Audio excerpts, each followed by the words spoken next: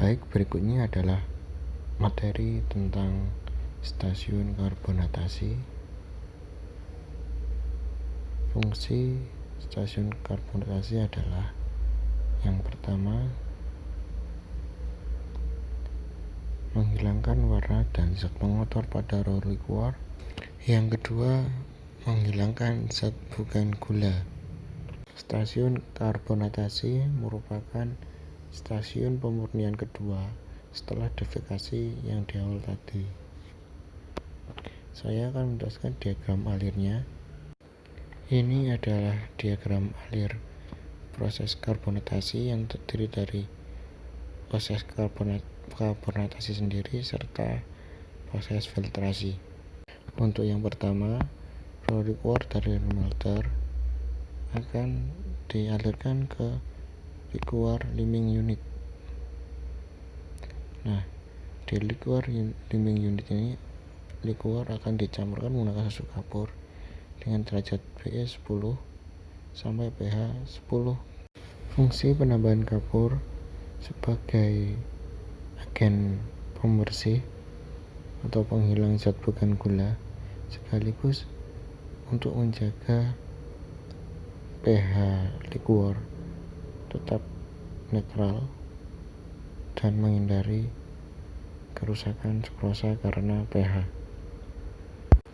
Setelah liquor diberi kapur, kemudian liquor akan dialirkan ke karbonator. Nah, di dalam proses karbonatasi ini, liquor yang sudah terkapuri akan direaksikan dengan gas CO2 yang berasal dari sadapan flue gas boiler yang sebelumnya sudah melewati proses pembersihan CO2 di CO2 treatment. Kemudian gas yang telah bersih akan direaksikan dengan raw liquor yang sudah terkapuri di dalam karbonator. Raw liquor akan dialirkan ke karbonator A2A, A1B. Sebenarnya ini sama, cuma ini ada dua, satunya standby, yang satunya untuk running atau beroperasi. Keluar dari karbonator 1, pH liquor harus 9 sampai 9,5. Kemudian dari karbonator 1A, raw liquor akan dialirkan ke karbonator 2.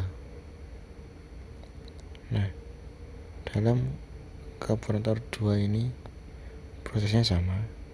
Liquor yang keluar dari karbonator 2 mempunyai pH 8 sampai 8,5.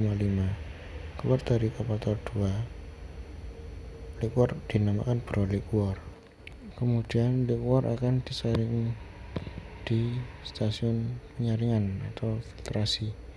Nah, sebenarnya dalam proses karbonatasi ada tahap pemanasan. Nah, fungsi pemanasan ini guna untuk mempercepat reaksi antara susu kapur dengan gas karbon dioksida.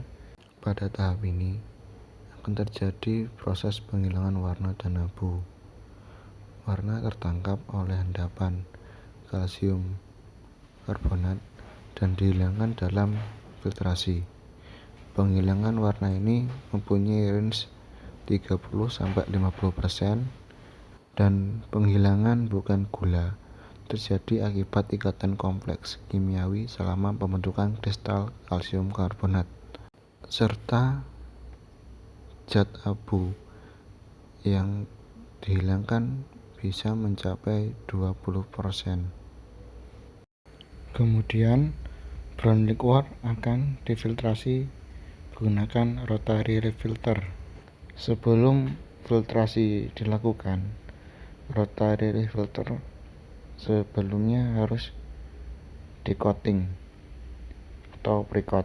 Nah, fungsi pre-coat ini untuk memperbaiki kinerja filtrasi, biasanya menggunakan diomid atau perlit sebagai filter aid-nya.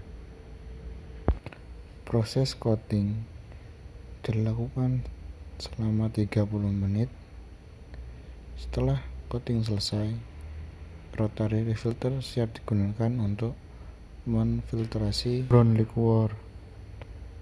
Penggunaan rotary refilter digunakan karena endapan yang terbentuk dari proses karbonatasi berupa lumpur atau slari, sehingga apabila menggunakan RVF maka endapan tersebut akan lolos. Pada proses filtrasi akan dihasilkan dua produk, yaitu clear liquor atau fine liquor dengan sweet sludge.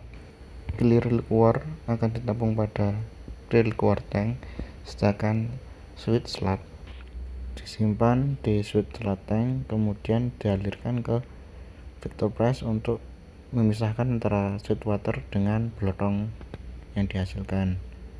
Nah, kemudian clear liquor akan dialirkan ke proses kristalisasi.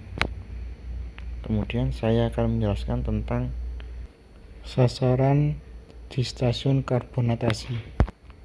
Kemudian saya akan menampilkan sasaran di stasiun karbonatasi untuk fine liquor, yaitu penurunan warna 45-55% dari raw liquor, penurunan kadar abu 20% dari raw liquor. Fine liquor warnanya 600-800 IQMSA, Brix maksimal 67,5 dan suhu 80 derajat, dan persen pol filter cake rendah. Nah, saya kira untuk stasiun karbonatasi sudah cukup. Saya akan menjelaskan ke stasiun berikutnya.